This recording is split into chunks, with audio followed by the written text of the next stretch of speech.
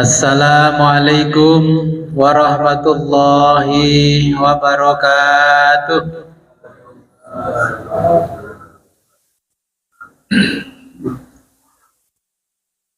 Bismillahirrahmanirrahim. Alhamdulillahi rabbil alamin. Wa bihi nasta'inu ala umurid dunya waddin. Wassalatu wassalamu ala ashrafil anbiya'i wal mursalin Sayyidina wa habibina Muhammadin wa ala alihi wa sahbihi ajma'in. Amma ba'du, la hawla wa la quwwata illa billahil aliyyil azim. Alhamdulillah, pada malam hari ini kita bisa kembali ngaji kitab Filsafat Bidayatul Hikmah. Sebelum kita mulai pengajian ini, marilah kita berkirim Fatihah terlebih dulu kepada junjungan kita baginda Nabi besar Muhammad sallallahu alaihi wasallam, kepada muallif kitab Bidayatul Hikmah, juga kepada kedua orang tua kita. Semoga dengan berwasilah ini kita diberikan kemudahan oleh Allah Subhanahu wa taala.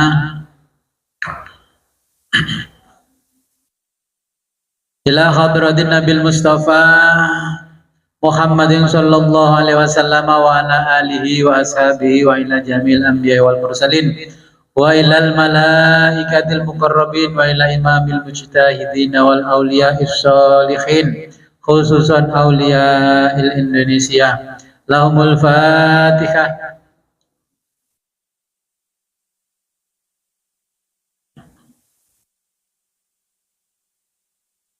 Wa summa ila hadratis Syekh Muhammad bin Ibrahim ibn Yahya al-Qawami as-Sirazi, Sayyid Muhammad Husain at-Tabatabai wa Basadiqin Bajuri wa min khairatin masudah.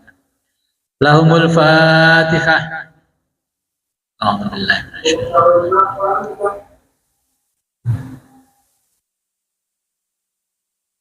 Wa summa ila hadratin abaina wa ummahatina wa ajdadina wa jaddatina wa usulina wa furu'ina wa alal hadirina fi majlisina hadza. Al-Fatihah. A'udzu billahi minasy syaithanir rajim. Bismillahirrahmanirrahim.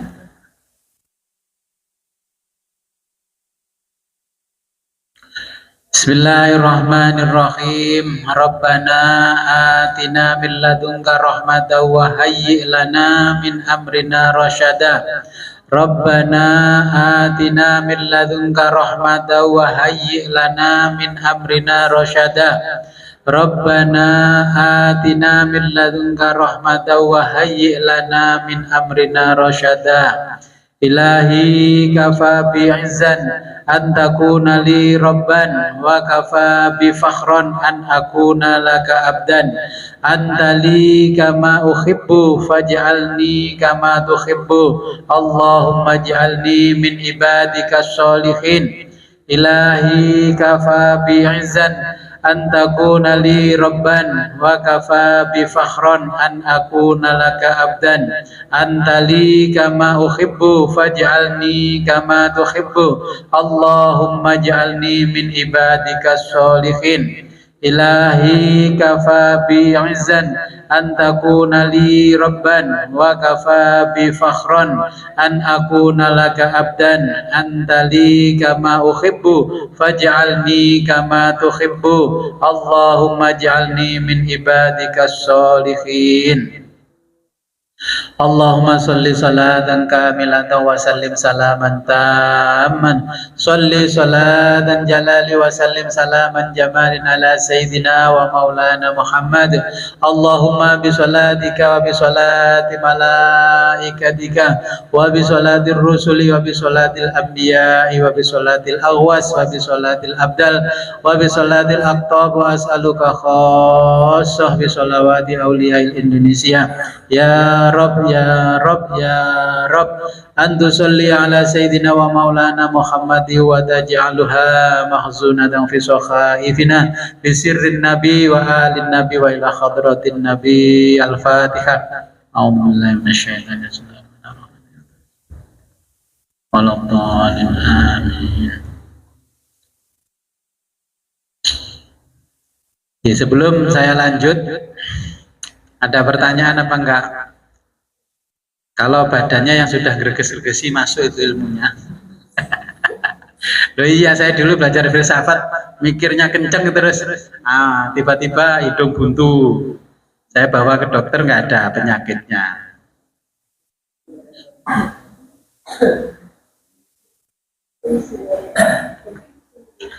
Oke, sekarang kita baca teks Arabnya Al-Faslus Tsani.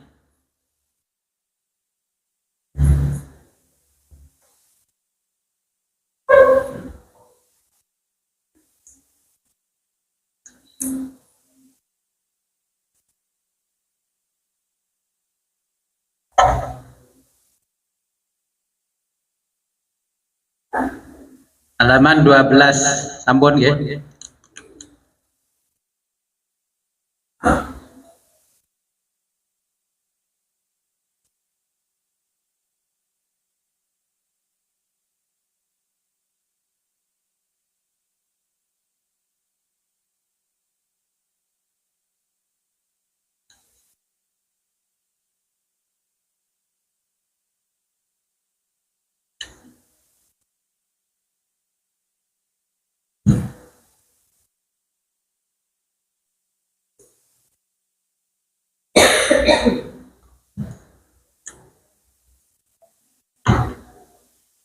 Bismillahirrahmanirrahim.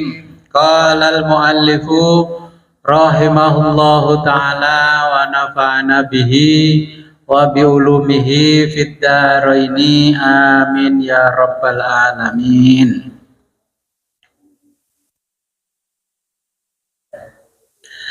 Al-Faslus Tsani, pasal 2.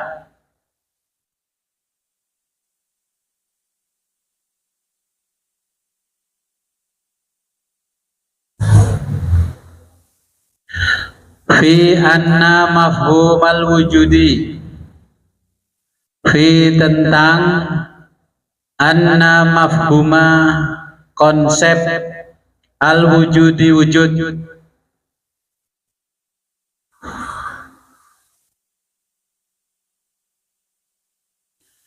mushtarakun univokal,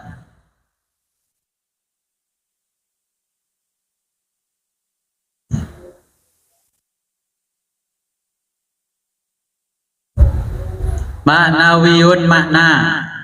Jadi tentang konsep wujud, makna univokal kalau diterjemahkan, ya.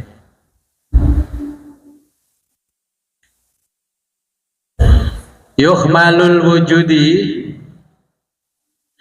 yuhmalu diprediksikan, al wujudi wujud,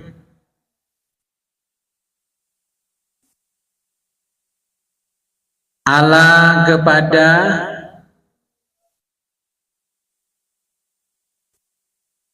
maudhu'atihi subjek-subjeknya,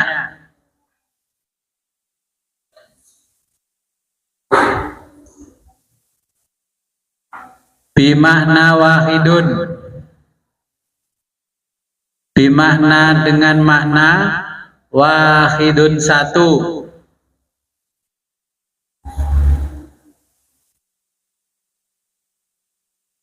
ishtirakan univokal, tulisannya univokal, bukan pakai F ya, pakai V.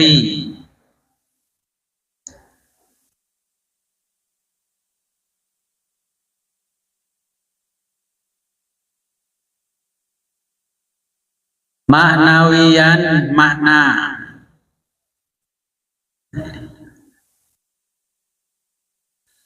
wa minad dalili alaih, wa mina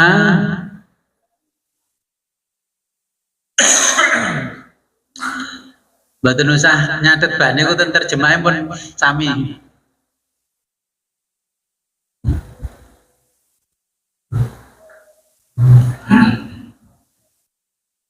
Nggak usah dicatat, ya. Kalau mau nyatat, nyatat maknanya.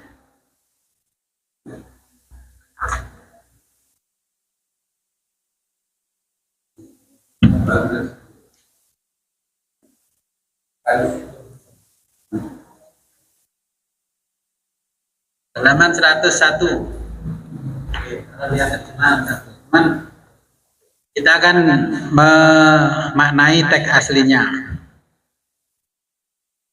Itu pasal 2, konsep dan makna wujud adalah univokal. Oke. Jadi tidak usah ditulis di kertas lain. Ini kita maknai yang makna kata dari kalimatnya, ya. Wa minad dalili alaih, wa mina di antara ad-dalili alaih, argumentasinya adalah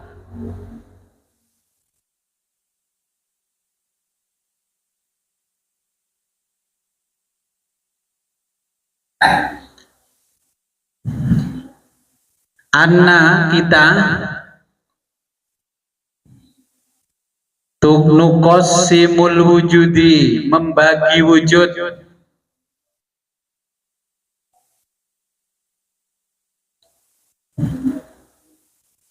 ila aksamihi, ila ke aksamihi ragam,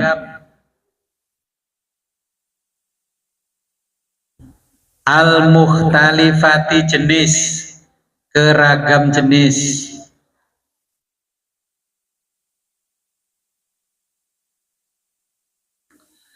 kataksimihi, seperti pembagian wujud,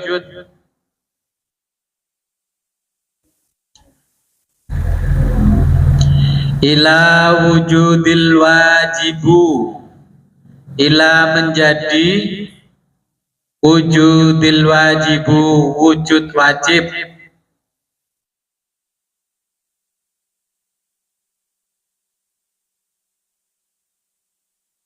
wa wujudul mumkinu, dan wujud mungkin,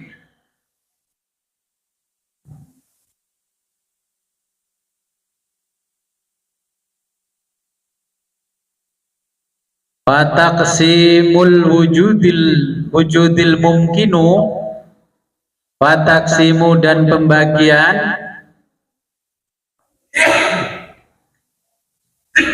wujudil mumkinu, wujud mungkin,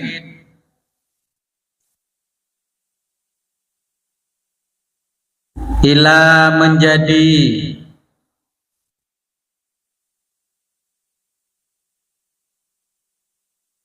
wujudil jauhari, wujud substansi. Jauhar artinya substansi. Wa wujudul arodi, dan wujud aksiden. Aneh ke wong pondok, manane ini aneh jelas ya. Kalau ketinggalan mesti aneh. Tidak apa-apa. Summa, kemudian wujudul jauharu, wujud substansi,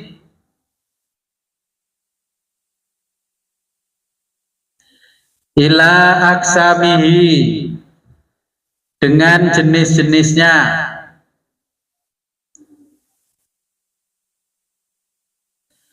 wa wujudul arodi, dan wujud aksiden,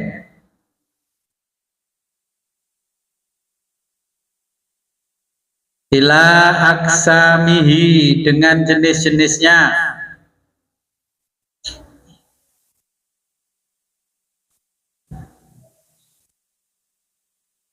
wa minal maklumi, Wamina dan dari al-maklumi yang jelas.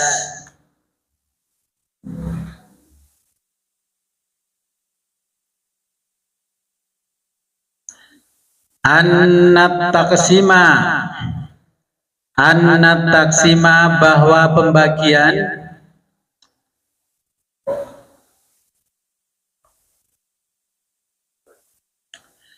ya tawaqqafa bersandar fi sihhatihi fi pada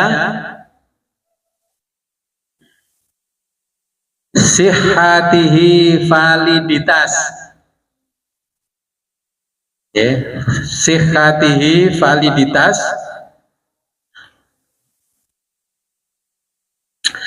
ala wahdati pada kesatuan makna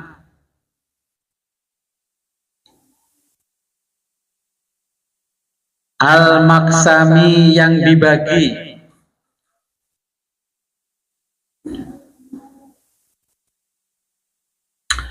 wa wujuduhu dan wujud yang dibagi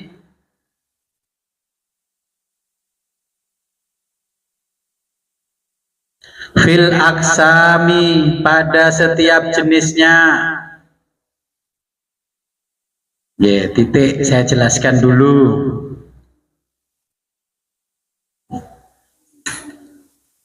Masih ingat lah yang namanya arot? Aksiden, genus, ya. Diferensia,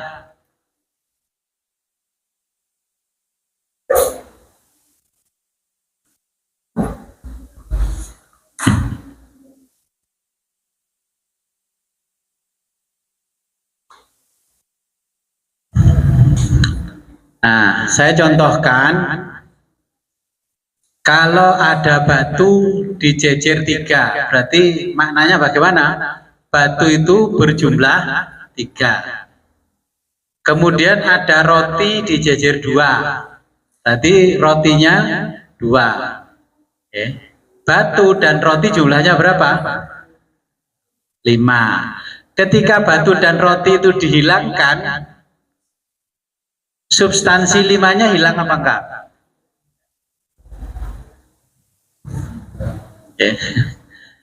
Walaupun batunya hilang, rotinya hilang, 1, 2 sampai dan seterusnya tidak akan hilang.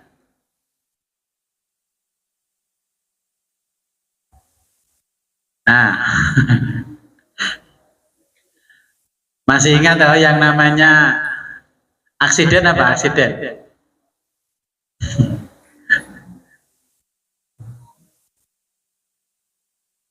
Jadi sekarang kita memahami makna univokal, ya.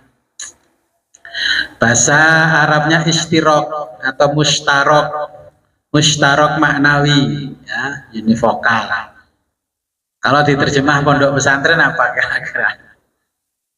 Ya karena ini kita filsafat, ya saya terjemahkan menurut standarnya filsafat. Ya. Jadi wujud diprediksikan kepada subjek-subjeknya dengan satu makna atau univokal. Ya, setiap kata yang digunakan dalam beragam objek memiliki 2 keadaan yang dapat digambarkan. Contohnya makna bisa kalau dalam bahasa Indonesia. Saya bisa naik motor. Saya terkena bisa ular. Nah, inilah makna univokal.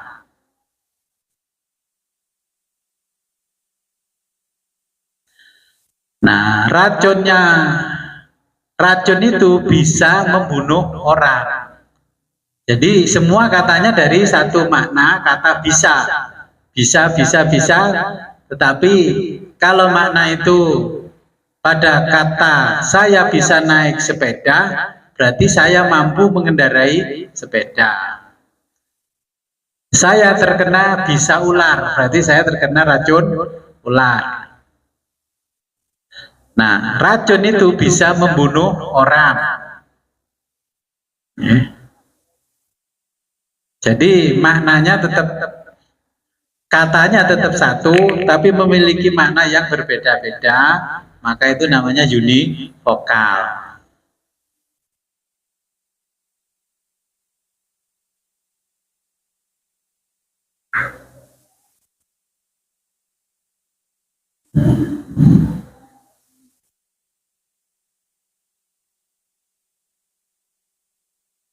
Nah, dari makna-makna yang tadinya univokal ini menjadi equivokal, ya. Maknanya bisa itu satu, mana bisa satu. Ada kalau bahasa Jawa ditransfer ke bahasa Indonesia.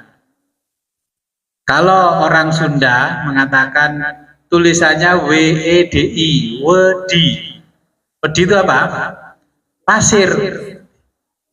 Nah, kalau dibaca wedi, takut. Nah, ini tulisannya sama, tapi ketika yang melafalkan orang Jakarta tidak akan bisa mengatakan wedi, tapi tetap wedi. Wedok itu kan orang Jawa, walaupun sudah tinggal di Jawa puluhan tahun, yang ngomongnya wong wedok-wedok. Ya, jadi dari mana univokal menjadi equivokal. Kalau bahasa Jawa seperti itu.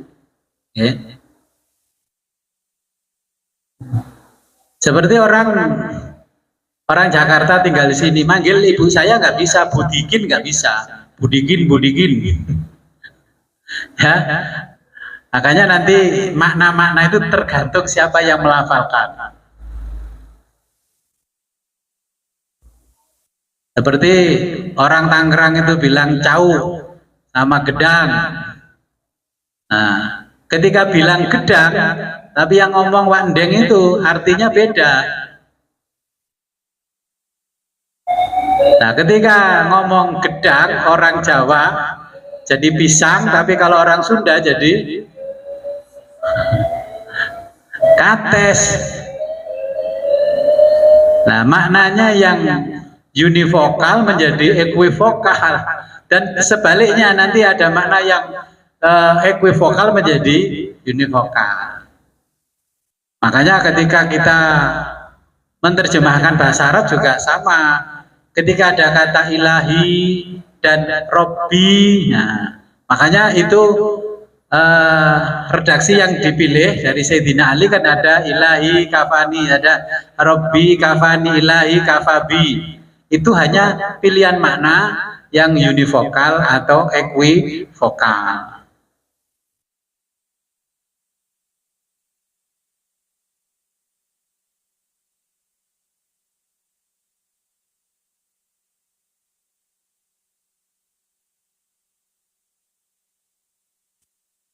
Makna kata univokal, contohnya hewan. Kalau kambing, ya, pasti hewan. Kalau sapi pasti hewan. Kalau singa pasti hewan. Tapi kalau hewan belum tentu kambing, belum tentu singa, bisa juga ayam.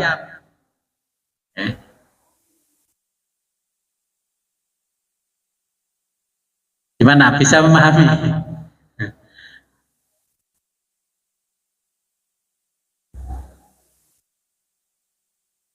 Jadi walaupun maknanya sama, tapi individunya beragam. Ya, maknanya hewan, tapi individu hewannya beragam. Ada ikan, ya ada belut. Ya, ini nanti menunjuk individu yang mana. Nah, equivokal kalau bahasa Indonesia kita sekolah SMA ke bawah namanya homonim. Tahu homonim? Lali bisa lali. So, 50 tahun sudah lulus SD.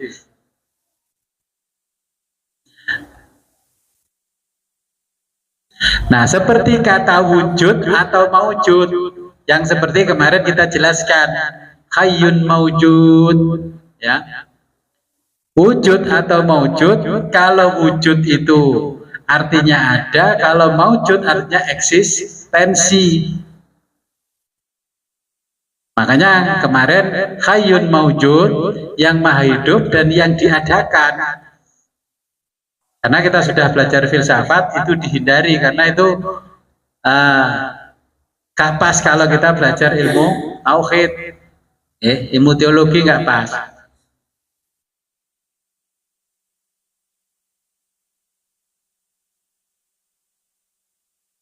Seperti yang digunakan kata ada, manusia ada, ya binatang pun juga ada. Nah, kemudian kalau menggunakan kata wujud, itu tergantung konteksnya. Begitu juga kata maujud.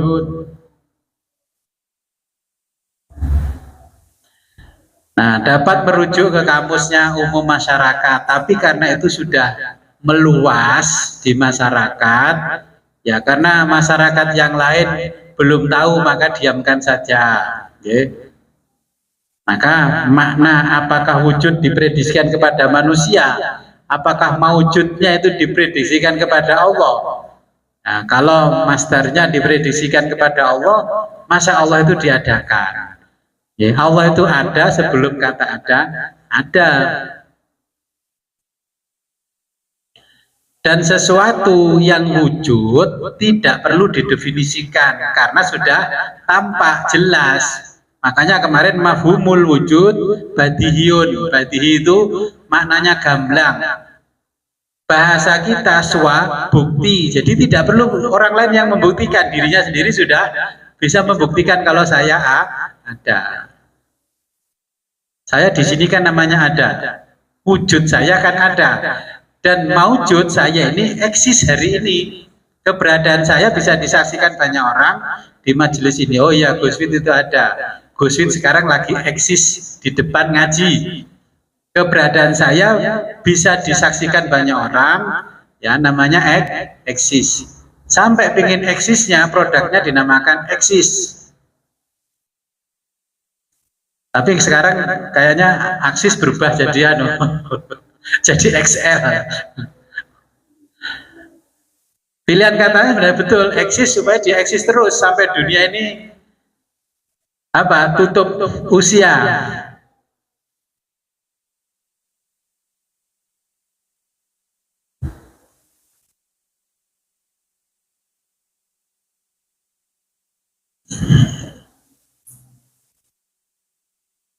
Nah, kemarin kita kan belajar aksiden. Ya, saya ingatkan aksiden. Aksiden itu apa?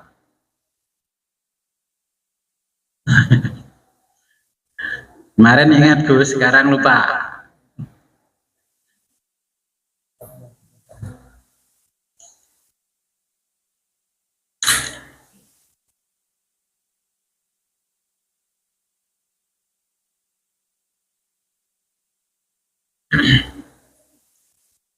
Nah, kita sekarang ya belajar filsafat itu kita belajar menundukkan masalah, ya. Jadi belajar menundukkan masalah. Hidup ini satu kenyataan.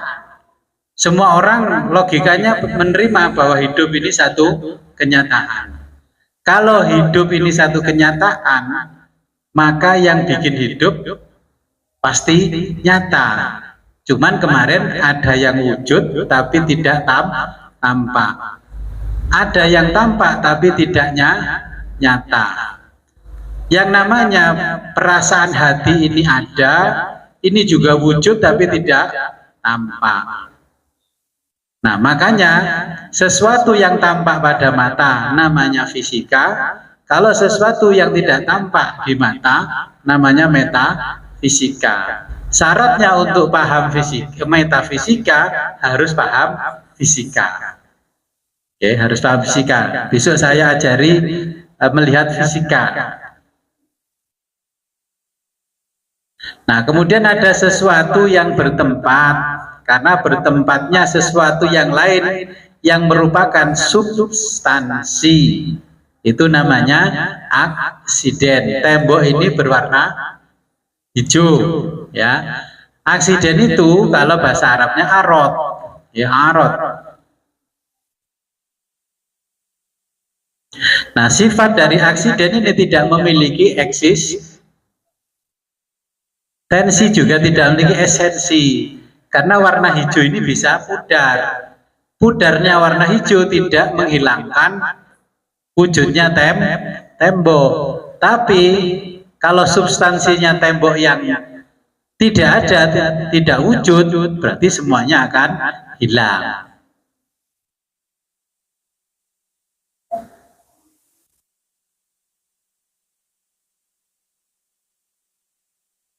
Sampai di sini dulu. Ada pertanyaan?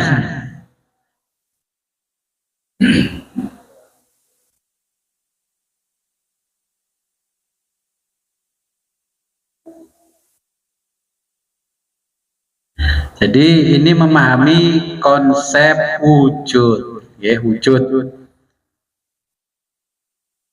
Wujud itu ada dua, wajibul wujud dan wujudul mungkin. Masih ingat kalau belajar aqidatul awam? Oke. Kalau belajar lebih lumayan ada nurut dolam. Itu syarahnya aqidatul awam. Ya, kalau aqidatul awam cara menjelaskannya seperti anak SMA ke bawah. Nah, kalau ini filsafat yang sekarang kita pelajari, Bidayatul Hidayah, ini seperti S2 ke atas. Okay. Jadi yang wajibul wujud, wajib adanya, itu cuma satu sebagai penyebab segala sebab. Kalau wujudul mungkin, seperti lampu ini namanya wajibul wujud apa wujudul mungkin? Ini kan mungkin adanya. Toh nanti kalau kita selesai ngaji semuanya hilang, ya. Punya yang namanya tempat tidur kan di rumah. Nah, ruang yang ada di bawahnya tempat tidur namanya apa? Kolong, ya. Bahasa Indonesia kolong.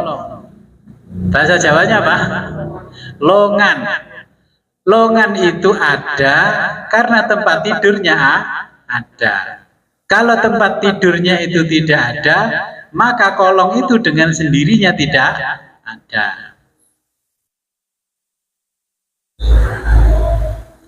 Nama si Ahmad itu ada karena dia masih eksis.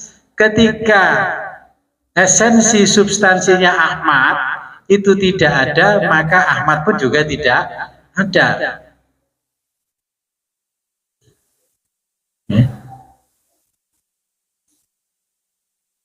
Nah, seperti layar monitor Zoom ini wujudul mungkin, ya mungkin saja, ya mungkin iya, mungkin tidak. Bahasa Inggrisnya ya maybe no, maybe yes. Wujud-wujud yang ada di monitor ini namanya aksiden.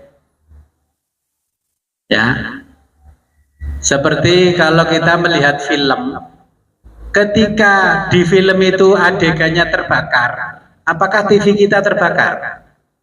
Kan enggak.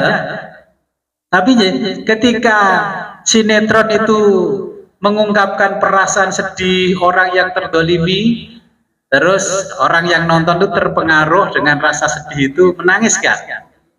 Iya. Nah,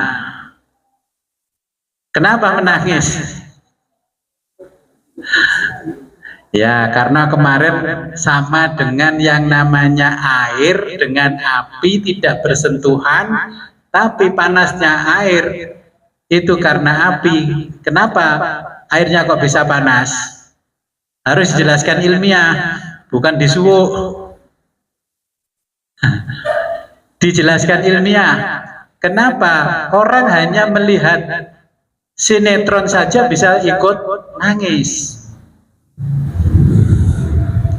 Kemarin yang namanya perasaan kalau nggak diungkapkan tidak terwujud, tidak menjadi nyata.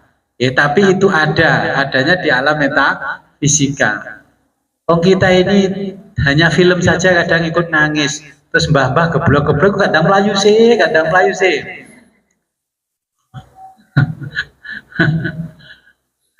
Nah, itu karena keterpengaruhan ya dari faktor luar eksternal yang masuk ke dalam internalnya orang yang menangis. Rasa sedih itu menghayati, ya, itu menghayati sinetron. Ya. Padahal itu ibarat susu, kata bayi, yang saya inginkan bukan susu ilutif, bukan susu bayangan, bukan susu gambar, tapi saya ingin susu yang beneran. Ini masih kena ilutif saja sudah nangis. Bagaimana kalau itu menjadi wujud yang nyata dan eksis adanya? Nangis gak kira-kira?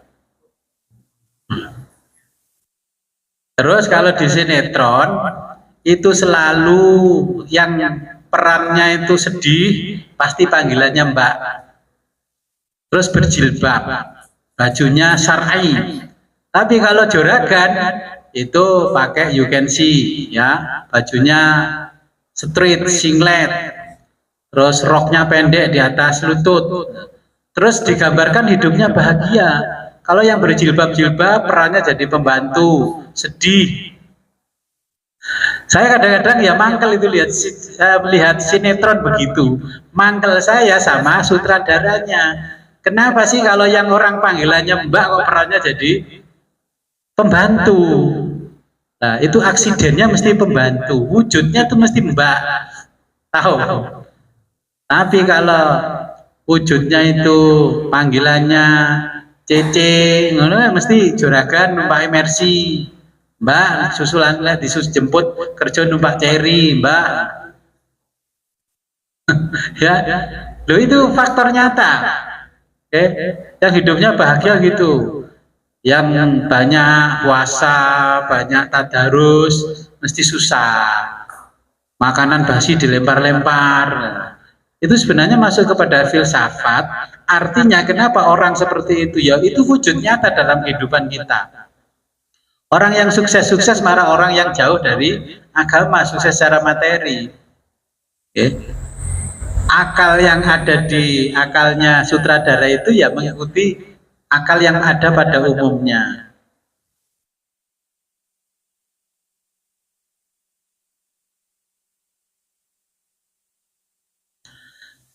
Nah, seperti adanya kalau kita belajar ya ilmu tasawuf kan ada jiwa, ada nafas itu. Ada nggak jiwa itu? Ada nggak nafas itu? Jiwa sampai hari ini ya pakar psikolog pun belum bisa mendefinisikan apa itu jiwa. Apa itu jiwa? Apalagi ruh belum bisa didefinisikan. Tapi orang yang sudah belajar tasawuf bisa sampai kepada nafas atau jiwa, juga bisa sampai kepada ruh melalui ilmu tasawuf. Ya untungnya mau belajar tasawuf itu passwordnya harus beragama Islam. Jadi orang barat tidak bisa sampai ke tingkatan tasawuf karena password tasawuf harus beragama Islam.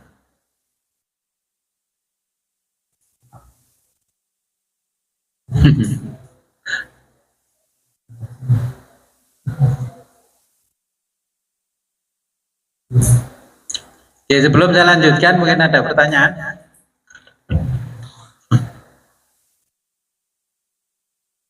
Oke.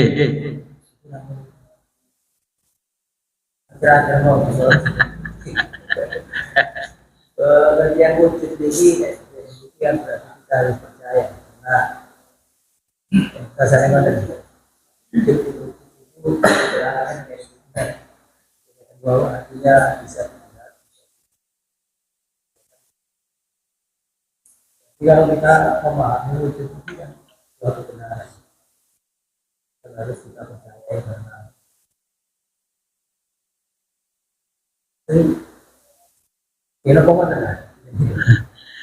ini ada pertanyaan gimana kita memahami wujud. Nah, karena dari kecil kita itu dihadapkan wujud itu materi.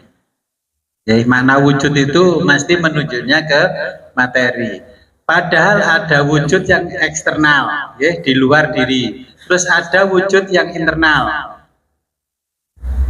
Kemudian nanti kita ketemu wujud mental. Nah, tapi belum nyampe. Ini masih saya jelaskan dulu tentang wujud. Contoh, kemarin kan saya contohkan ini ada pensil. Ini wujud atau tidak wujud? Ini wujud dan ini nyata dan ini eksis ya. Aksidennya warnanya kuning. Ini aksidennya. Ketika warna kuning ini hilang, ini tidak mengurangi eksistensinya dan wujudnya. Bapak Ibu sekarang duduk di sini itu namanya masih eksis. Kalau nggak eksis nanti persis Bu Nikmah itu sudah nggak eksis sekarang di dunia. Loh, iya, kalau sudah tidak ada, ya tinggal namanya saja, namanya sudah tidak eksis. Sekarang masih bisa ngaji, masih bisa seperti ini, berarti kita masih namanya eksis. Masih bisa senyum, masih bisa merasakan meriang, itu masih eksis. Meriang itu bagian dari eksistensi kita. Kenapa meriang? Karena ada wujud mental kita yang terpengaruh dengan kegiatan kita. Makanya berubah yang namanya elektron dan proton yang kemarin dijelaskan berubah. Berubahnya seperti apa? Seperti air dengan api. Api itu tidak menyentuh air, tapi airnya bisa panas. Kalau zaman Yunani kuno itu dimaknai, wah ini dewa lagi memasukkan tenaga dalamnya ini ke air. Bluguduk, itu katanya dewa lagi meniup-niup air.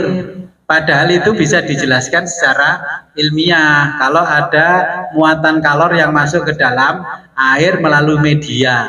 Kalau kita pakai panci ya melalui panci itu. Ketika Bapak Ibu meriang itu ada persis dengan yang namanya air dengan api. Makanya kalau meriang itu yang masuk adalah unsur apinya kepada diri kita. Dari mana? Dari faktor eksternal yang mempengaruhi wujud kita.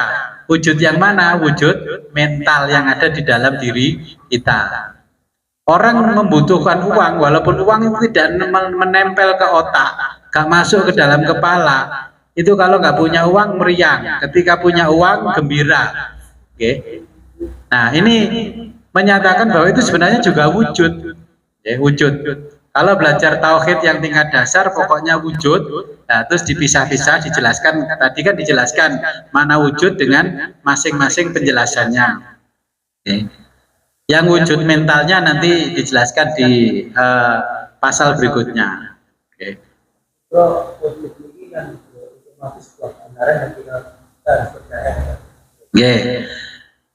Saya ingatkan dengan kemarin teori kebenaran. Masih ingat teori kebenaran? Kita lihat teori kebenaran. Kita mau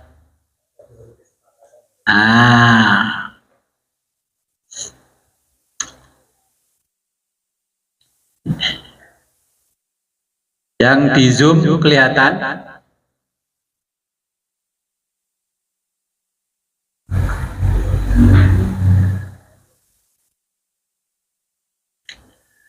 Jadi yang namanya wujud, sesuatu yang sudah nyata, sudah tampak, itu tidak perlu dijelaskan karena sudah wujud.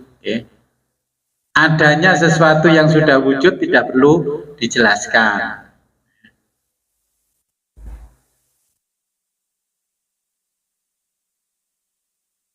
Maka di situ kalau di kitabnya kita tidak perlu menjelaskan sesuatu yang sudah wujud. Nah, ini kemarin kan ada teori kesepakatan, saya jelaskan kemarin teorinya korespondensi, teori koherensi, kemudian teorinya pragmatis atau utilitas. Nah, kesepakatan kemarin kan sudah dicontohkan oleh Allah dalam surat Al-A'raf, alastu birabbikum qalu bala syahidna. Ini kalau menurut ilmu filsafat ini namanya dialog primordial. Alastu birabbikum bahwa sesuatu yang benar adalah sesuatu yang disepakati. Nah, dialog ini antara Allah dengan ruh kita pada waktu masih di alam ruh, ini kalau menurut ilmu filsafat namanya dialog primordial. Ya, jadi dialog itu percakapan, ya, omong-omongan bahasa Indonesianya yang di dalam omong-omong itu ada janji suci. Jadi dialog primordial itu kalau Bapak Ibu melakukan akad nikah, itu makanya itu akad nikah itu janji suci. Makanya di Quran dinamakan misaqon ghalidho. Ya, janji suci. Makanya kalau sudah belajar filsafat, ketika menikah, kalau Bapak Ibu itu menikah, ya, menikahkan anak atau orang yang menikah, kalau mengundang orang lain untuk menyaksikan dia menikah, kemudian orang lain itu kan di depan apa namanya, teropnya atau di depan gedung yang disewa itu kan ada kotak untuk manten, kotak untuk bapak orang tua manten laki atau manten perempuan, kan mendorong orang untuk memasukkan kotak di situ. Itu maknanya urunan apa sedekah kalau orang filsafat? Itu kan ngajak temannya, urunono aku mantur kan gitu toh. Berarti kan tidak selamatan toh artinya. Kalau selamatan itu berarti tidak minta uang kepada orang lain, tidak menerima buuhan, oh berarti selamatan. Kalau ada kotak di depan, terus ada penerima tamu, terus ditanya, Bapak tamunya manten apa bapaknya manten? Kalau bapaknya manten, ini kotaknya, ya. Karena itu yang disampaikan dialog primordial. Ketika cerai bagaimana pertanggungjawaban secara moral menurut filsafat? Harus mengembalikan uang enggak? Kita itu bersaksi harus bayar, malah bersaksi bayar, bukan jadi saksi dapat bayaran. Kalau jual beli tanah, saksi itu dapat uang. Kalau mantenan, jadi saksi malah bayar. Nah, kita berpikir filsafat. Kalau ternyata dialog primordial janji sucinya itu dicidrai di tengah jalan, mengundang orang 1000, amplopnya dapat sekian, Bapak Ibu wajib mengembalikan ya? Ya kalau kita belajar filsafat itu wajib loh mengembalikan. Jangan enak-enak nanti ada apologi di akhirat nanti.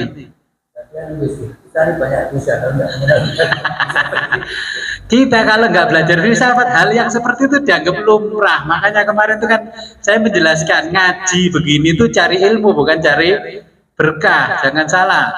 Kalau baca manaqib, baca tiba, baca berjanji, ya itu namanya mencari berkah. Terus kemarin pertanyaan Abah Jalil menceritakan temannya bla bla bla terus dapat mobil karena berkah. Nah, kalau orang yang sudah paham tasawuf, kalau mau mencari berkah cukup tawasul dengan orang yang punya karomah. Ya, mencari berkah. Yalah Hadratin Syekh Abdul Qadir Jailani, ya, minta apa gitu. Nah, kalau orang Sunda ya Abdi Gusti nuhunkeun hibar barokah karomahna Syekh Abdul Qadir Jailani, mugi-mugi hadir ke abdi. So, kalau orang Tangerang begitu biasanya Abdi Gusti nuhunkeun khibar barokah karomahna Syekh Abdul Qadir Jailani, mugi-mugi hadir ke abdi ka Cilongo. Itu yang ikut ngaji sama saya muridnya Bauci, nggak pernah tawasul. Tawasulnya WA, Gus saya minta tawasul untuk ke wali-wali. Sekarang baru terasa Bauci meninggal. Ini kita bicara filsafat, jadi pemikirannya lebih maju, peradabannya lebih maju. Makanya nanti kalau nikahkan anak, pasang kotak enggak?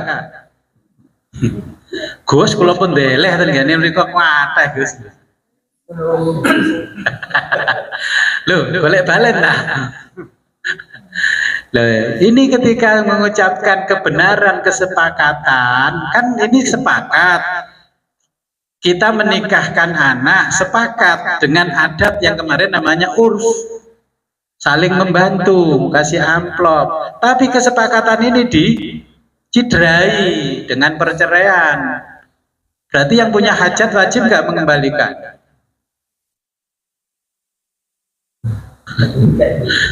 Gus kadung nyaur-nyaur nang pasar ya utangnya.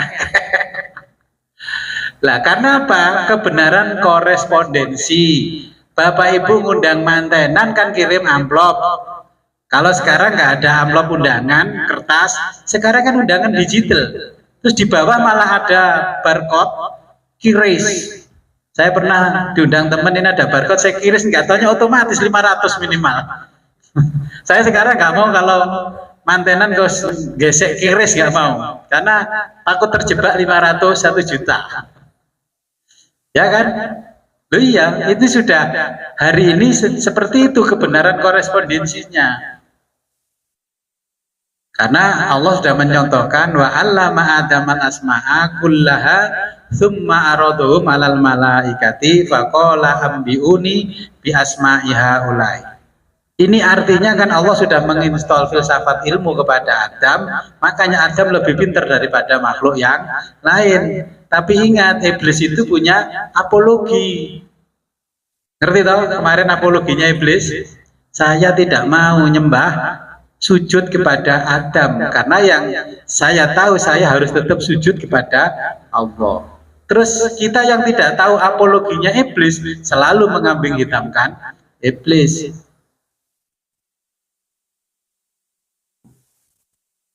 Tapi dari Allah, iblis diancam oleh Allah. Iya diancam, tidak apa-apa. Tapi apa wastakbara wa kana minal kafirin. Lah aba wastakbara wa kana minal kafirin. Saya kan cuma dituduh aba wastakbara wa kana minal kafirin. Saya nanti akan buktikan siapa yang aba wastakbara wa kana minal kafirin. Orang yang tidak menerima kebenaran, ini yang teori kebenaran, itu kan di Quran. Aba wastakbara minal kafirin. Kenapa dikatakan aba wastakbara wa kana minal kafirin? Dia termasuk orang-orang kafir, itu adalah orang yang tidak mau menerima kebenaran. Bapak Ibu walaupun muslim katanya taat, takwa, kalau tidak mau menerima kebenaran termasuk minal kafirin enggak? Nah, Allah itu membuat satu premis minor dan premis mayor. Siapapun yang aba wastakbara wa kana minal kafirin. Nah, sifatnya umum yang dipakai contoh iblis. Nah, premis minornya iblis, mayornya semuanya. Okay. Maka Allah menyebutkan kafaro itu orang yang tertutup. Tertutup dari apa? Dari kebenaran. Okay. Kalau tidak mau menerima kebenaran berarti kafir. Bahasa Inggrisnya kafir. Terus dipakai pergi haji bawa koper.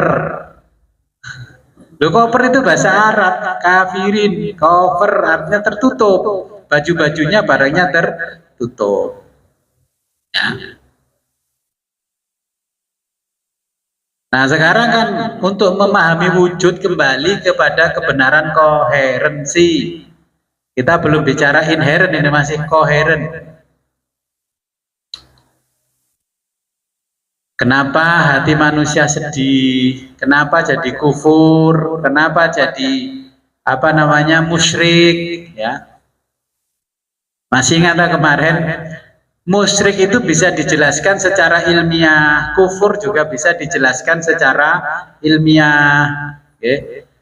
Ini koheren ya, saya jelaskan koheren.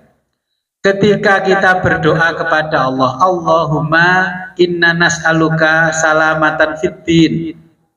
Tahu kan artinya? Allahumma ya Allah, inna sesungguhnya kami, nas'aluka kami memohon kepadamu salamatan, keselamatan fiddini di dalam agama. Kalau kita sudah belajar filsafat, kira-kira kita menuduh Allah nggak tahu tak? Ya. Kira-kira kita itu sebenarnya berdoa, isinya doa, tapi mengirimkan tuduhan kepada Allah kalau Allah tuh nggak tahu kebutuhan kita. Sing salah, ya dosa besar, ulama besar kembali lagi. Oh, tapi ya nggak salah karena belum belajar filsafat. Ketika kita memohon sesuatu kepada Allah, kalau kita melihat kebenaran koheren ini, secara tidak langsung kita menuduh Allah itu yang tidak maha tahu.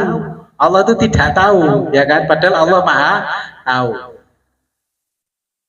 Arek-arek kan gerung Allahumma inna saluka Allahumma ridho kawal jannah, kaya aku gak ngerti ae.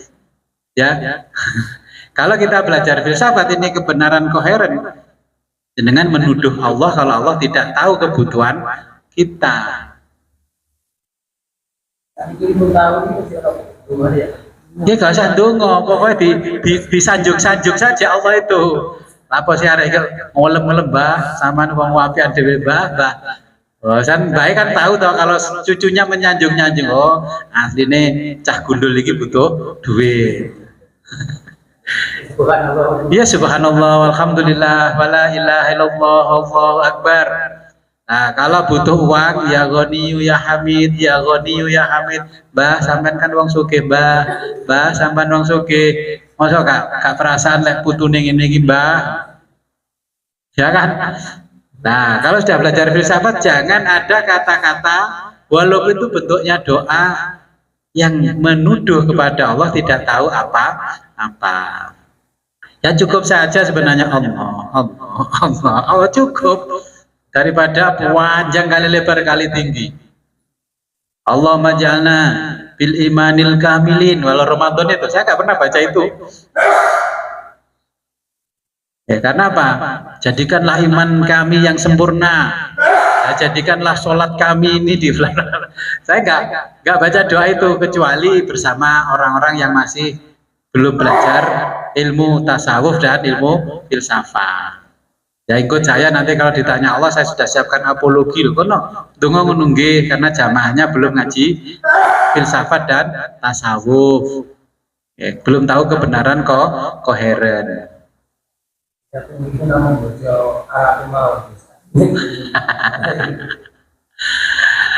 Angge. Sebenarnya kenapa kita itu kalau berdoa disuruh mengikuti teks yang diajarkan oleh Nabi? Kalau doa teksnya ikut Nabi berdoa itu tidak dilandasi dengan nafsu. Kalau Nabi bedanya, makanya kalau saya melihat doa, kalau yang nulis itu kok ulama, jarang saya baca. Karena wis mesti tujuannya, ya kan? Kita baca sholawat tadi kira-kira tujuannya nafsu apa enggak?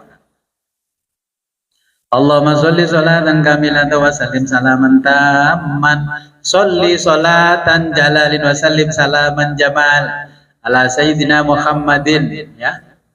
Allahumma bisolatika bisolati malaikatika bisolati rusul wa bisolatil anbiya wa bisolatil aghwas wa bisolatil abdal wa bisolatil aqtab as'aluka khosotan bisolawati auliail Indonesia, ya. Nah kalau mau seperti itu ya gak usah diisi, Allah itu sudah tahu. Ya terus saya isi, ya Allah saya minta uang 2 miliar khosotan, fulusan 2 miliar. Ya nggak apa-apa, kok jaluk ngono mungkin kalau sanjung-sanjung jenengan gak kroso blas ya langsung to the point mawon. Loh kok to the point? Saya sudah belajar kebenaran pragmatis. Kalau milih simple mawon timbangnya bulet-bulet. Nanti kalau ditanya kenapa kok Allahumma ini asaluka, saya milih kebenaran pragmatis. Kita harus tahu itu kalau ditanya oleh Allah kenapa. Karena saya sudah belajar itu ada kebenaran pragmatis. Kalau pragmatis salah timbangannya langas pokoknya inilah. Kan gitu tuh orang Jawa. Nah itu namanya sudah tahu. Kalau dia ditanya, kenapa kamu begitu? Nah, sinten to terusin jenengan yang maha kaya, main itu jenengan kan sampun ngajangi ombo, sudah memberikan kita peluang yang selebar-lebarnya. Ud'uni astajib lakum. Itu namanya apologi kita kepada Allah. Biar itu dikabulkan. Jadi sekarang menggunakan kebenaran pragmatis, apa yang sudah dijanjikan oleh Allah. Kalau ditanya, kamu kan sudah belajar filsafat dan tasawuf kok gitu. Nggih, karena ini saya ingin jalan pintas mawon. Ya, saya bikin jalan pintas, makanya pakai kebenaran pragmatis. Tetapi kenapa kok ngajak jamaah buahnya berdoanya? Saya sudah tahu kebenaran komprehensif. Gak digeruduk gak? Ya kalau gak digeruduk gak perhatian, apa sih kok ngajak koncone wakeh ya kan? Demo kepada Allah, ikro. Ya, itu kalau kita bicara filsafat. Ya.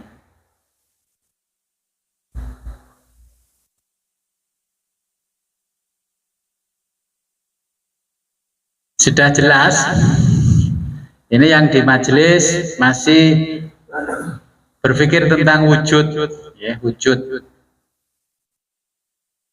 Mungkin yang di Zoom.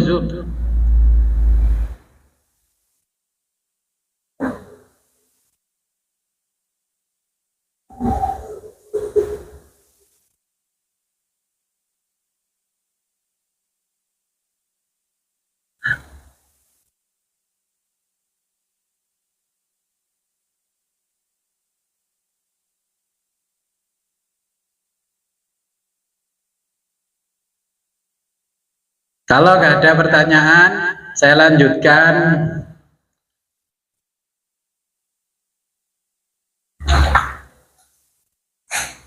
Wa minat dalili alaihi. Ya.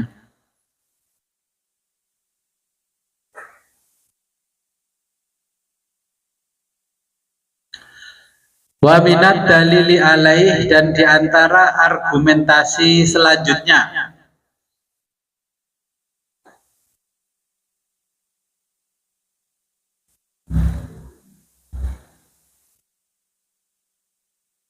Anna kita rubbama terkadang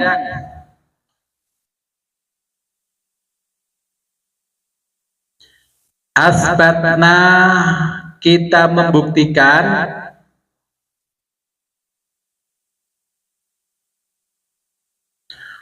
wujud syai'in, wujud sesuatu,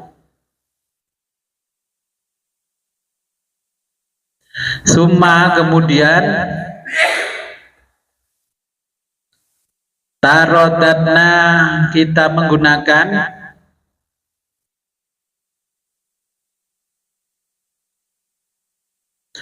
fi khususiyati dzatihi, keapaan zatnya,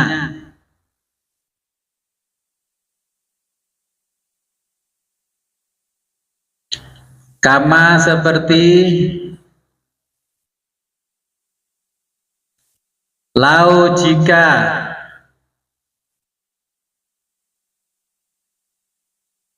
asbatna kita membutuhkan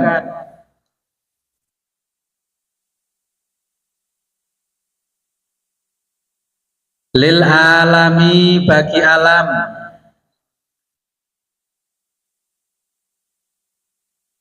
summa kemudian tarodatna kita meragukan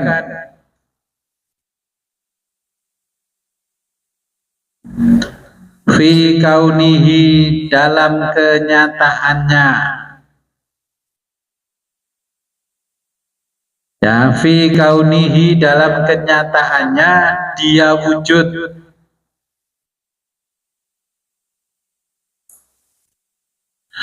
wajiban wujud wajib,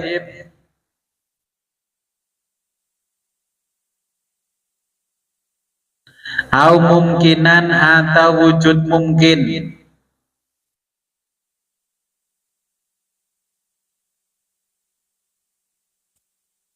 wa fi kaunihi dan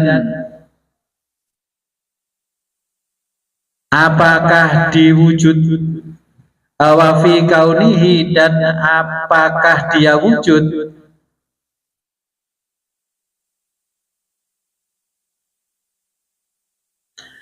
za mahiyatan yang memiliki mahiyah,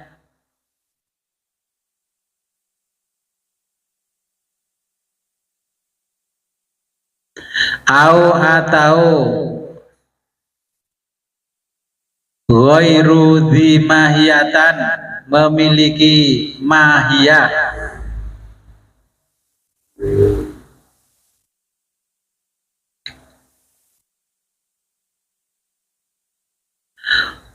Wakama, dan begitu juga sebagaimana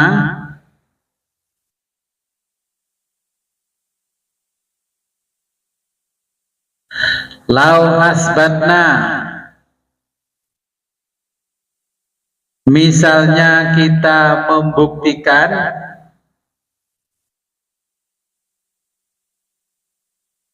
lil insani, bagi manusia,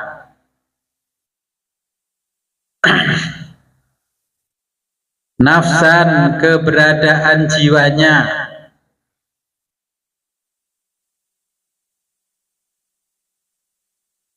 summa, namun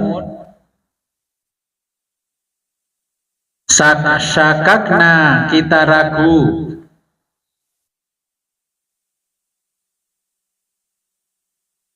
fi kauniha, apakah wujud jiwa bagi manusia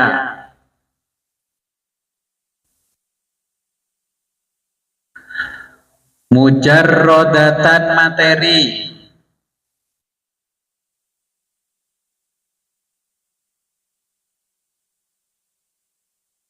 atau madiyatan, non materi,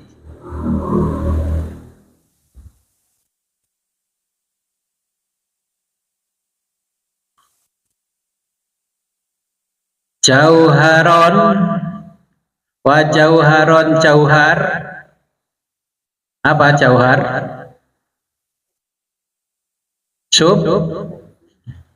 Substansi. Atau arodon, arod, apa? Aksiden. Ya, jadi substansi atau aksiden. Maha baqail ilmi, maha beserta baqail ilmi, tetapnya pengetahuan.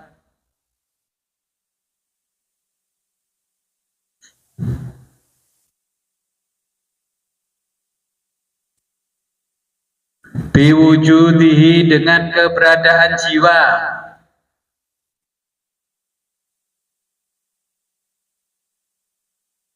Alama, pada sesuatu, dalam kurung manusia. Karena apakah ada,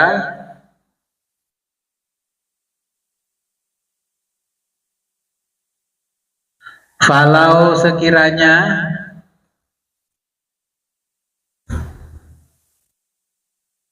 lam yakun, tidak memiliki, lil wujudi, bagi wujud,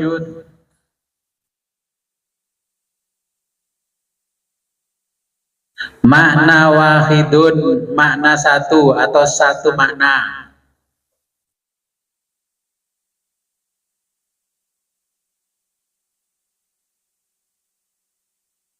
Bal, tetapi,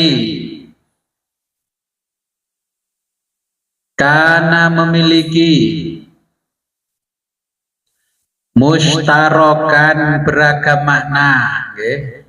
Univokal, lafzian, lafat,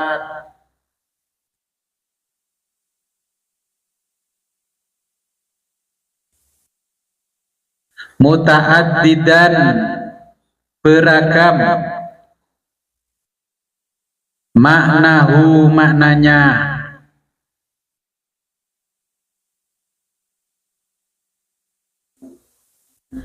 bita'addudi, terhadap ragam, maudhu'atihi, makna subjeknya,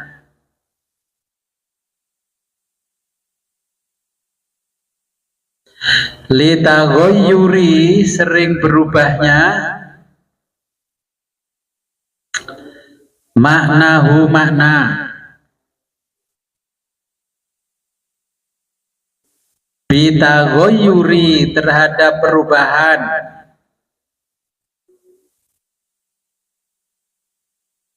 maudhu'atihi makna subjek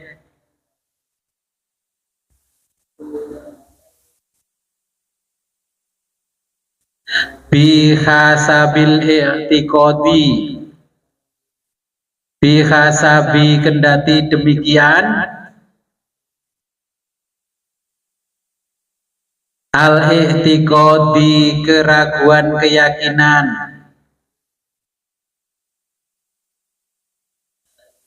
bidzarurati karena fakta tidak demikian.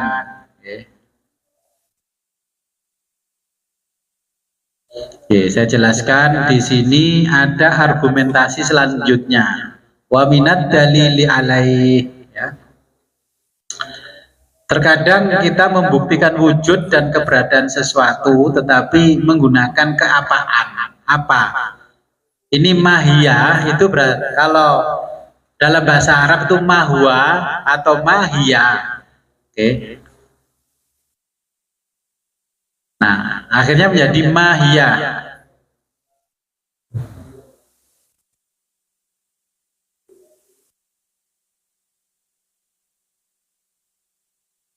Tapi kita menggunakan keapaan yang khusus secara dzati. Misalnya membuktikan pencipta bagi alam. Kemudian kita meragukan apakah dia wujud wajib atau wujud mungkin. Makanya kemarin saya sampaikan kitab ini ada yang menulis enggak? Ya. Ini kan ada yang menulis, pasti orang mencari siapa penulisnya. Nah, terus di atas itu kan ada penerjemah. Penerjemahnya Muhammad Widodo. Ya. Kemudian penulisnya siapa? Oh, penulisnya Sayyid Muhammad Husain Tobai. Nah, ini buku saja dicari penulisnya. Kemudian dicari pemiliknya. Kenapa yang wajibul wujud kita masih meragukan? Contoh yang terkecil ini saja ada penulisnya. Dunia kan ada penciptanya. Selalu yang menjadi keraguan etikat kita karena sang pencipta tidak terlihat faktanya. Ya. Seperti orang Yahudi itu kan, saya mau beriman kepada Allah, wahai Musa, tapi tunjukkan Allah itu ada di depan saya. Ya. Nah, makanya nanti kita akan belajar yang namanya nanti jiwa ini adalah materi atau non materi. Nah, kalau kita mau bertemu dengan jiwa, berarti kita harus tahu di mana jiwa itu bertempat. Kalau ingin bertemu ruh, di mana ruh itu bertempat, kita harus tahu. Kalau kita ingin tahu, nah ini kan bisa dilihat orang-orangnya ada di mana saja kan kita ingin tahu. Ini ada di Tangsel, ini ada di Jakarta, ini ada di Anula. Itu ini kan kita ingin tahu keberadaannya. Ya. Nah, keberadaan itu yang dituntut oleh akal adalah identitas dari substansi itu. Yang namanya Allah itu seperti apa sih? Sampai Nabi Muhammad itu kan ditanya ketika pulang dari Isra Mi'raj, Muhammad, Allah itu seperti apa? Jawabnya Nabi bagaimana? Jawabnya Nabi tidak seperti apa-apa. Nabi menjawab tidak seperti apa-apa. Akalnya orang selain Nabi ini langsung bergejolak. Gimana sih katanya Allah itu wujud? Ketika Nabi Muhammad berjumpa dengan Allah ditanya, Allah seperti apa? Ya tidak seperti apa-apa. Berarti Nabi itu sudah berfilsafat tingkat tinggi. Dalilnya laisa kamislihi syai'un. Itu dalilnya kalau pengen tanya dalil dari kebenaran agama. Kalau Nabi Muhammad menjelaskan seperti ini, seperti itu, berarti ini namanya mahiyah, ya arad berarti semua bisa dianukan orang. Ya nanti kalau sudah kita ke sana juga, kalau ditanya Allah seperti apa, ya tidak seperti apa-apa. Kenapa Allah tidak seperti apa?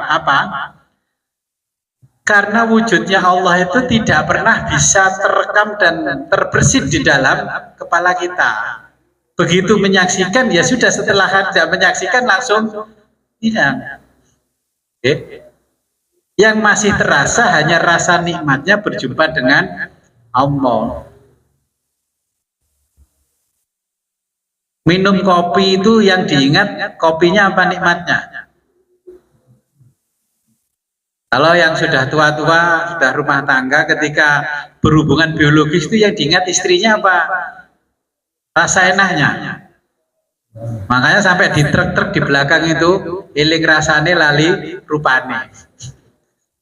Loh, itu berfilsafat, tapi dia karena belum ngaji filsafat, akhirnya nulisnya begitu. Gak usah disalahkan, itu mengekspresikan jiwanya, ya kan?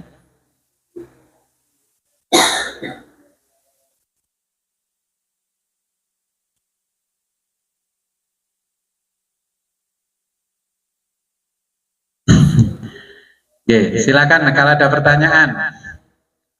Pelan-pelan ya.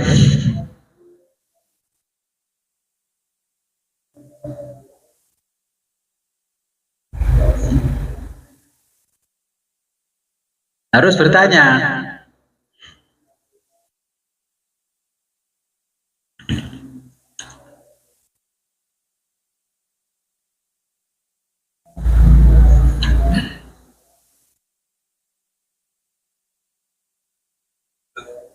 Gus, tanya Gus. Ya silahkan. Warahmatullahi wabarakatuh. Yang bertanya Gus, mohon maaf, mungkin saya kurang terlalu menyimak dengan serius. Jadi saya ingin bertanya yang tadi juga, yang mahiyah saya belum benar-benar paham tentang mahiyah. Mahiyah itu bersama dengan mahwa. Bahasa Arabnya mahwa. Tahu mahwa? Keapaan? Apa sih yang dipegang itu? Rokok. Kalau orang Sunda bilang udut. Udut itu apa? Udut itu substansinya ada bako, ada kertas digulung-gulung. Itu namanya mahiyah. Ya, karena itu bahasa Arab, kita terjemahkan keapaan. Bisa juga itu menjadi substansinya apa. Contohnya begini, kalau kita bicara yang makro, masyarakat. Masyarakat itu apa? Oh, ini hakikatnya masyarakat itu apa? Di tengah-tengah masyarakat ada apa? Ya, makanya itu namanya mahiyah, keapaan. Kalau bahasa Inggrisnya, what is this? This is book. Yes. Yes. Atau Gus. Bahasa Sundanya iya naon, naon iya. Ini untung bisa bahasa Sunda. Ya kira ya. Napa neka-neka napa? Ya, jadi itu bahasa Sundanya iya naon, naon iya. Ya, tos para rahab. Assalamualaikum. Waalaikumsalam. Assalamualaikum Gus. Waalaikumsalam. Ada lagi? Ini mundur yang kemarin, metafisika. Bentar, ini yang tanya yang mana nih? Oh. Atik. Oh, Atik. Iya. Kok kau no iki no gini. Dia apa?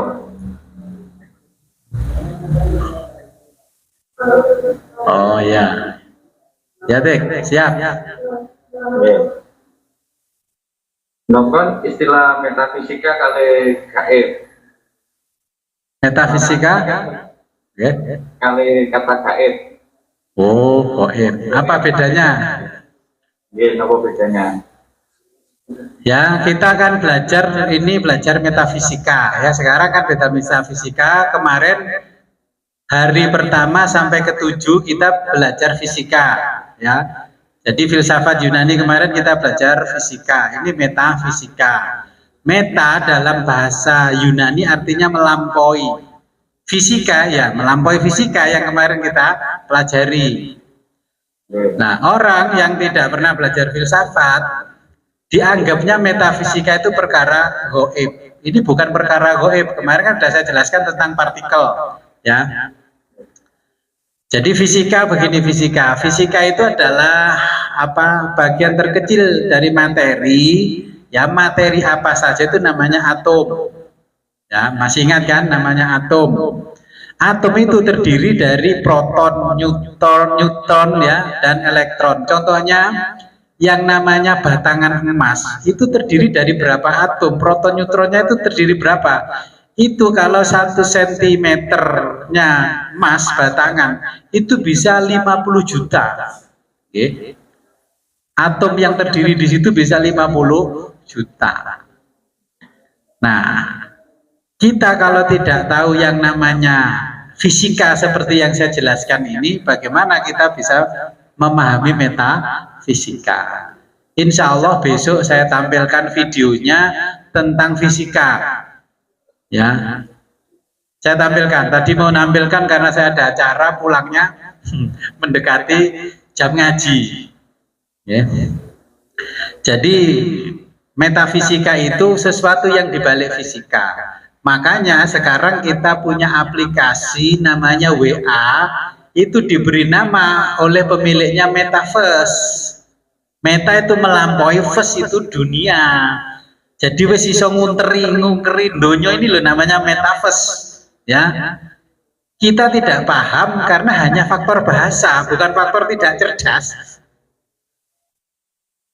Kebanyakan orang kenapa nggak paham? Karena faktor bahasa, bukan karena faktor tidak cerdas.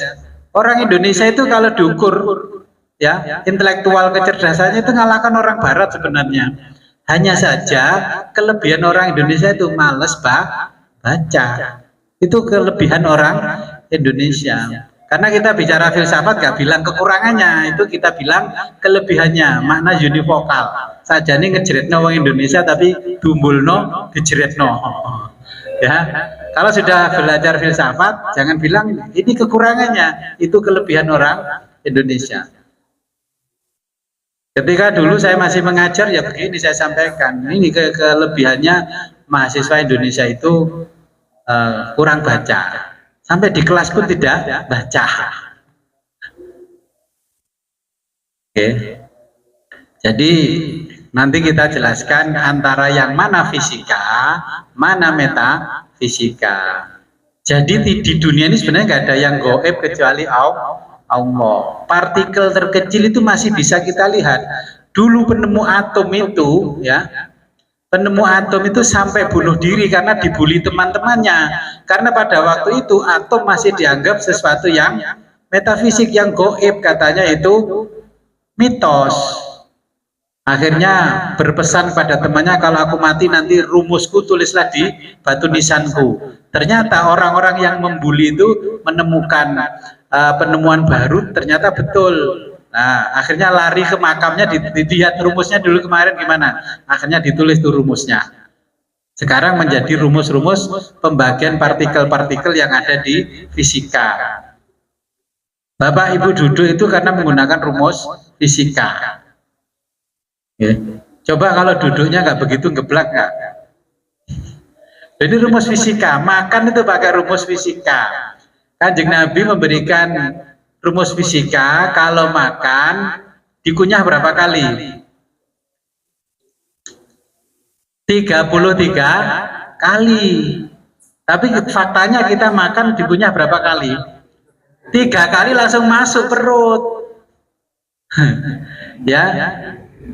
Ilmu fisika diajarkan oleh Nabi, makan itu dikunyah 33 kali karena fungsinya gigi itu sebagaimana fungsinya mesin penggiling, harus hancur. Setelah itu diserap oleh perut, perut tidak bekerja keras. Makanya kalau kenapa orang sekarang mudah terkena penyakit lambung, Karena makan makanan nasi atau yang lain cukup dikunyah 3 kali langsung masuk. Yang seharusnya bekerja itu kan gigi, tapi sekarang yang bekerja perut. Perut itu hanya memilah materi yang dari gizi yang bermanfaat dan tidak bermanfaat, itu tugasnya dia seperti itu, bukan untuk gilingnya, bukan. Ketika sakit, ya Allah, dosa apa saya ini Allah? Kata Allah, saking gobloknya kowe, wis tak keingin ini gak mau pelajaran. Gigi itu untuk menghancurkan, menghaluskan. Ya, makanya terus Gusti Allah itu kan kadang ketawa lihat kita ini. Arek-arek dikasih tahu lewat ilmu filsafat, gigi fungsinya untuk menghancurkan makanan yang keras. Sudah dikasih tahu minum tuh nggak boleh yang dingin, minum itu yang netral, paling tidak hangat. Gitu. Itu kan sudah dicontohkan oleh Nabi ilmu fisika. Terus ditulis oleh Ibnu Sina dalam kitabnya Al-Qanun fit Tibb. Ya, undang-undang kedokteran yang sekarang menjadi dasar kedokteran modern. Dulu orang kena flu itu katanya disantet. Setelah diteliti, oh ternyata ada virus. Ya, ini karena dipelajari oleh fisika. Oke, nanti metafisikanya besok saya jelaskan metafisika.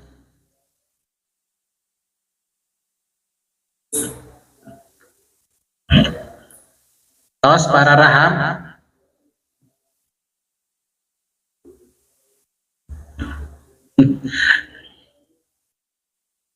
Rahatos Gus, alhamdulillah. Isi lala liar ya.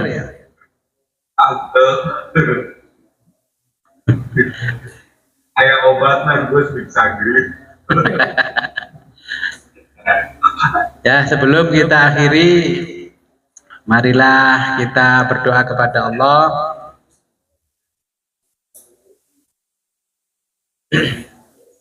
Semoga apa yang kita pelajari malam hari ini ya bermanfaat dan barokah untuk kita. Ya, sebelum kita berdoa, kita berkirim Fatihah kepada jamaah ya yang tadi pagi dipanggil oleh Allah. Cita-citanya itu di bulan Ramadan mau ngaji filsafat, ya. Tapi selama sakit di rumah sakit juga ikut Zoom mendengarkan pengajian kita. Ya, baru tadi malam tidak mendengarkan pengajian dari Zoom. Ya. Saya 1 bulan yang lalu itu sering melihat pasukan seperti Satpol PP ke sini. Terus salah satu orangnya masuk, tanya gini, oh orangnya biasanya ngaji di sini, biasanya ngaji di sini. Terus saya lihat siapa yang mau dijemput itu. Saya lihat yang wajahnya tua-tua kok masih eksis, gak ada tanda-tanda. Terus yang muda-muda kok gak menunjukkan itu. Ya ternyata, oh ini. Ya tadi jam 2 malam itu saya belum tidur, ternyata saya didatangi loh, Gus, kula benjing wangsul nggih Gus. Gak tidur sampai pagi, saya ngomong sama istri, ini Bu Nimah pulang ke sana apa pulang ke Katerban, Merase. Saya nunggu berita. Saya tanya, Ibu, katanya ini ya wis, mungkin alhamdulillah. Ternyata jam 7 itu saya dapat berita. Nah, saya nggak bisa ke sana langsung karena saya ada panggilan ke Kelurahan Badas, ke Desa Badas. Iki ono wong manggil itu. Itu karena nggak belajar filsafat. Bulet ya masalahnya ya. Jadi akhirnya saya ke sana habis zuhur. Oke, karena Meza sudah terlanjur sekolah, mau ditinggal di rumah nggak ada orang. Pak Tukan pas libur.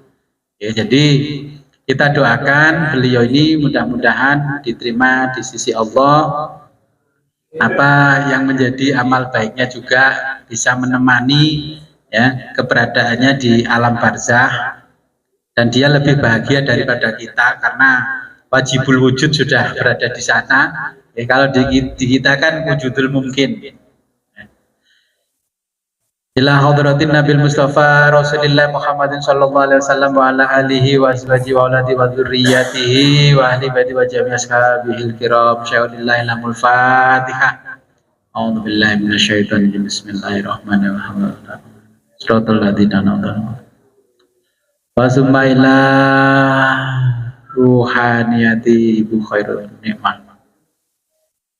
Fausuliha wa furu'iha wa ali silsilati fausuliha wa furu'iha wa ali silsilatiha. Syaulillahi lahumul Fatihah. A'udzu billahi minasyaitonir rajim. Bismillahirrahmanirrahim. Alhamdulillahirabbil alamin. Iyyaka na'budu wa iyyaka nasta'in. Shiratal ladzina an'amta 'alaihim ghairil maghdubi 'alaihim waladdallin. Amin. Allahumma salli wa sallim ala sayyidina Muhammadin wa fil awwalin wal akhirin wa barik wa sallim wa radhiyallahu ta'ala an sayyidina ashabi Rasulillah ajmain. Amin ya rabbal alamin. Allahumma faqihna wa faqih talamidana fid din wa 'allimna wa 'allimut ta'wil. Allahumma arham ummata sayyidina Muhammad. Allahumma arham ummata sayyidina Muhammad. Allahumma ajbur ummata sayyidina Muhammad. Allahumma aslih ummata sayyidina Muhammad. Allahumma farij an ummati sayyidina Muhammad sallallahu alaihi wasallam. Allahumma ighfir laha warhamha wa'afi wa'fu anha waj'alil jannata maswaha.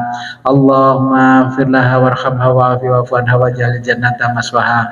Allahumma ighfir laha warhamha wa'afi wa'fu anha waj'alil jannata maswaha.